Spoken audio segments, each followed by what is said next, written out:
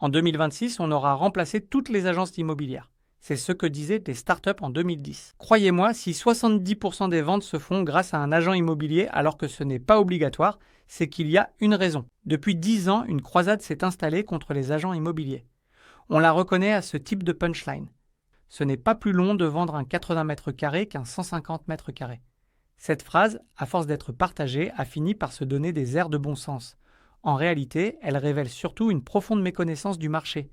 D'abord, je rappelle une évidence. Rien n'oblige quiconque à passer par un agent immobilier.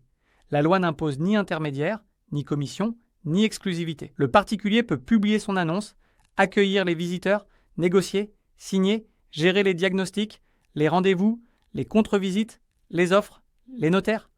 Oui, tout cela est possible, et pourtant, près de 70% des transactions en France passent par un professionnel. Ce chiffre n'est pas le fruit d'un complot. C'est la manifestation silencieuse d'une valeur ajoutée que beaucoup ne perçoivent que lorsqu'ils s'en privent. La commission n'est pas le prix du temps passé, mais celui du risque, de la méthode et du résultat. Un bon agent sait comment positionner un bien dans un marché saturé, comment négocier sans froisser, comment sécuriser juridiquement une vente. Et il le fait en portant seul la charge émotionnelle, administrative et parfois financière de l'opération. Comparer son travail à un simple dépôt d'annonce revient à confondre un chirurgien avec celui qui tient le scalpel. Ceux qui ont pensé pouvoir faire pareil se sont trompés d'échelle.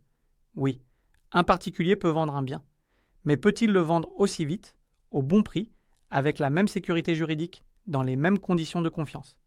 Peut-être. Une seule fois. Mais un agent, lui, répète ce processus des dizaines de fois par an. Ce n'est pas un hobby dominical.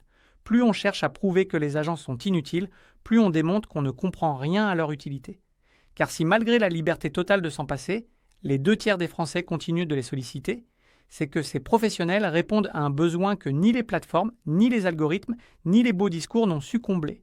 La capacité à donner confiance, à absorber la complexité, à tenir le fil du réel dans un moment où tout vacille. On peut toujours contester les honoraires. C'est sain. Mais on ne peut pas nier la réalité économique d'un marché qui, librement, a choisi de continuer à payer pour de la compétence. C'est bien la preuve de leur utilité. Et c'est peut-être ce que beaucoup n'ont toujours pas compris. On ne remplace pas un métier qu'on ne comprend pas.